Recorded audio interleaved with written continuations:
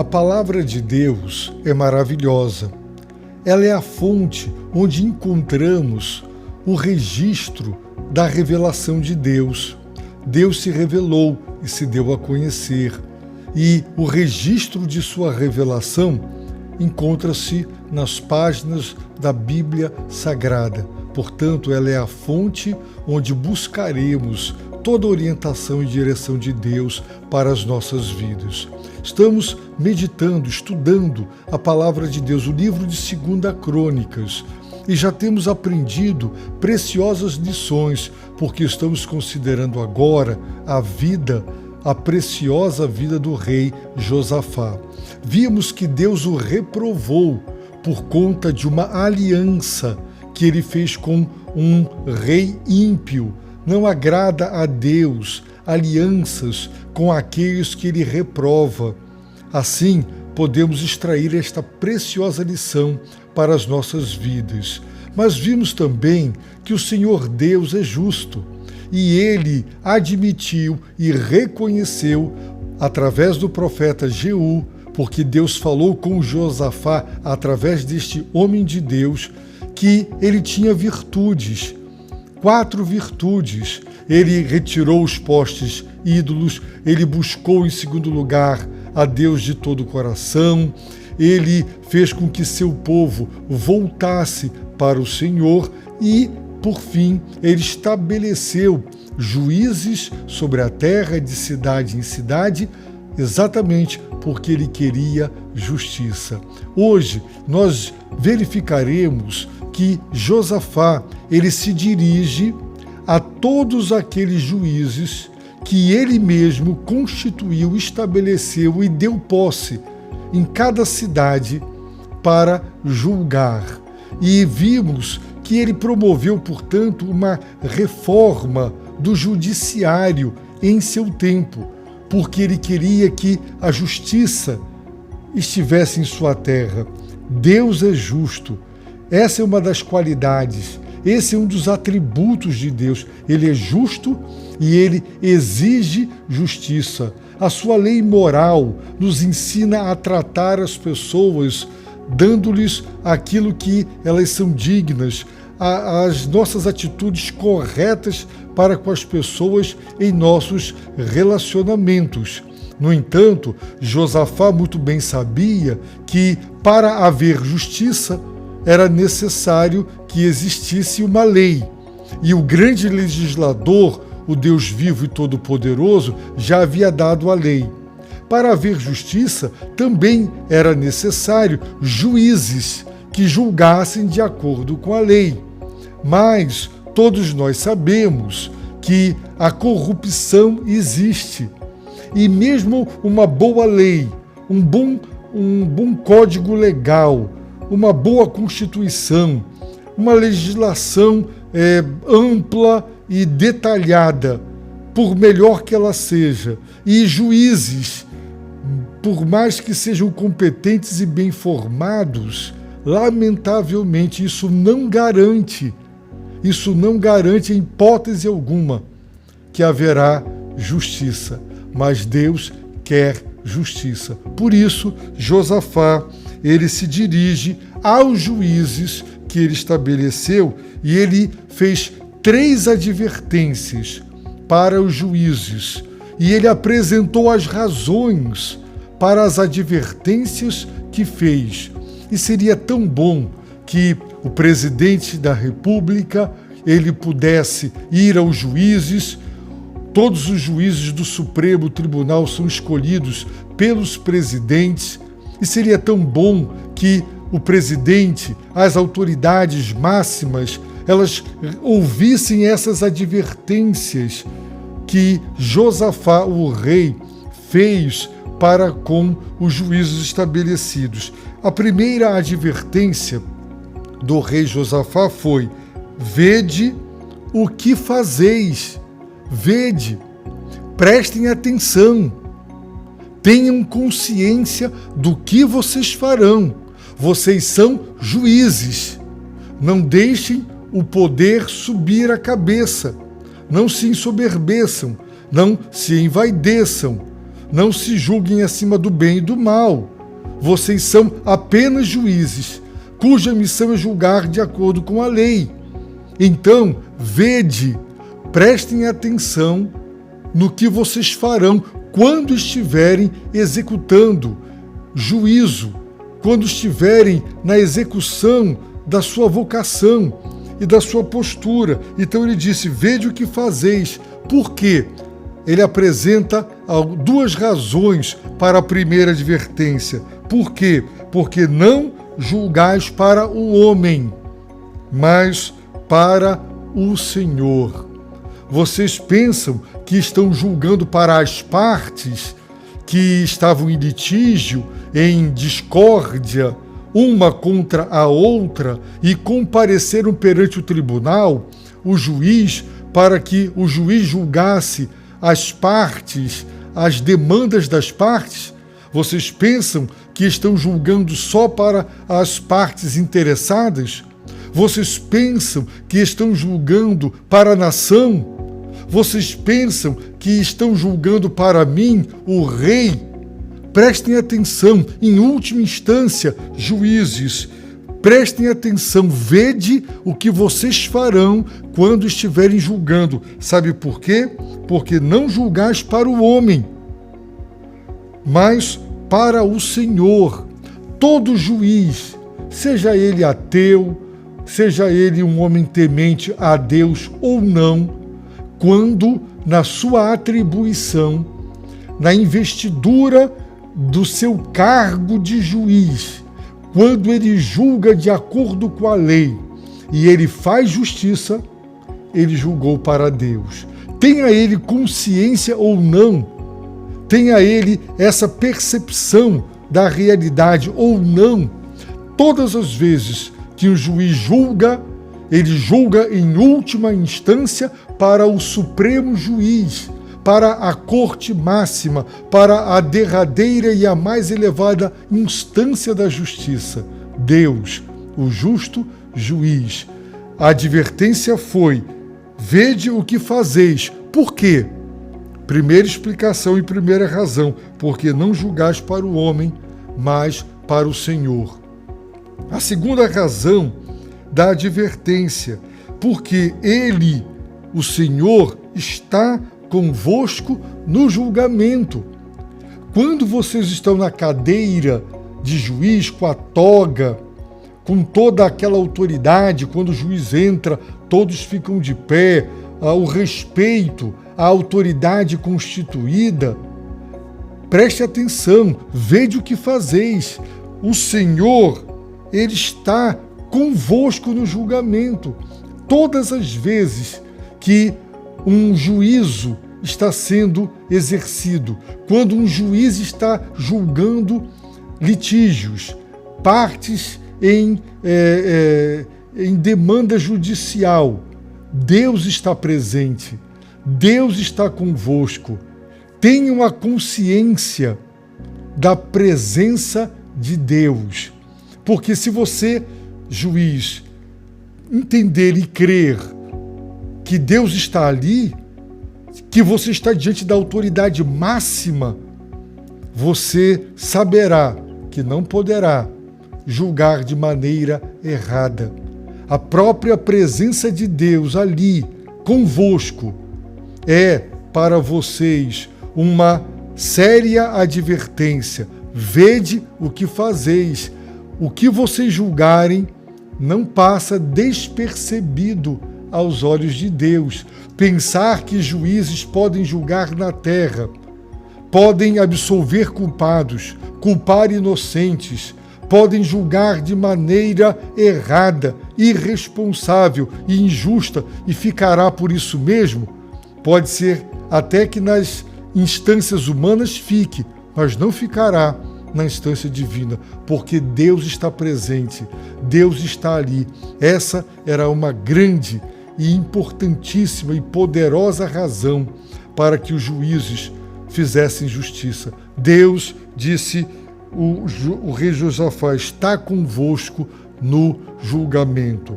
A segunda advertência do rei Josafá aos juízes que ele constituiu. Agora, seja o temor do Senhor convosco. Ora, sabemos que o temor a Deus faz com que um homem se desvie do mal. Todo ser humano que tem temor a Deus, se o mal está aqui, ele vem para cá. Ele se desvia, ele se afasta do mal.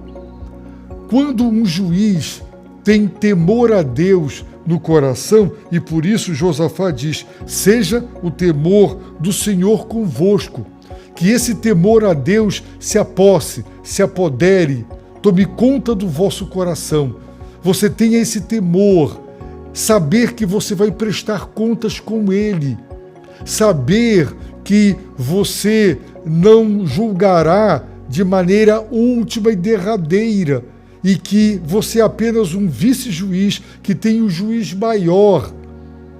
A presença dele está convosco e o temor a ele deve inundar seus corações para que vocês não brinquem com justiça, porque Deus não deixa o pecado impune. Aquele que exige justiça não permitirá, não deixará impune o juiz que for injusto. E todo juiz que teme a Deus, ele não tem medo de Deus, mas ele teme, ele sabe que Deus, ele é zeloso, ele sabe que Deus cobrará, que ele terá que prestar contas, e por isso ele fará justiça. Por isso, Josafá vai dizer a segunda advertência, seja o temor do Senhor convosco. A terceira advertência, que é quase que uma repetição da primeira, é: tende cuidado no que fazeis. Mais uma vez, tende cuidado, muito cuidado. Quando um cirurgião ele vai operar um lugar melindroso, muitos nervos, músculos, ele não pode cortar errado, ele não pode tocar em um nervo errado, ele pode tirar a mobilidade, ele pode produzir um efeito devastador na vida de uma pessoa. Se ele opera as cordas vocais e ele cortar ali, todo cuidado, o nervo óptico, todo cuidado. E Josafá está dizendo, tende, disse Josafá, cuidado do que fazeis, todo cuidado será pouco. E ele apresenta razões. A primeira razão, por que deveis ter todo cuidado? Porque não há injustiça no Senhor. Não há. Deus é justo. Muita gente diz, e o inferno?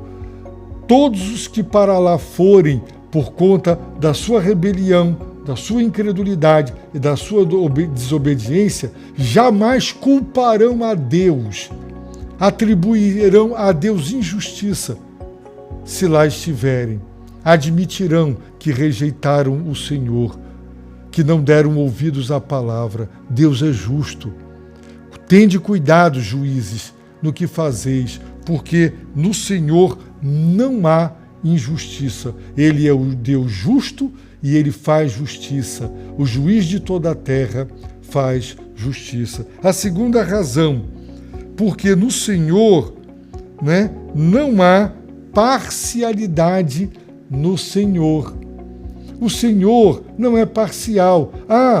É filho de alguém importante, é filho do rei, é filho do juiz, é parente, é amigo. É uma pessoa rica que dá grandes e expressivas ofertas, portanto, abençoa muito a obra. Deus não é parcial. Se você é rico ou pobre, se você é poderoso ou fraco, se você é filho de alguém importante ou não, Deus é imparcial. Quando Deus julga uma pessoa, é sem parcialidade. Nunca ele prejudicará alguém porque o outro que não tem razão, porque é filho de Beltrano ou tem dinheiro, será por ele prestigiado.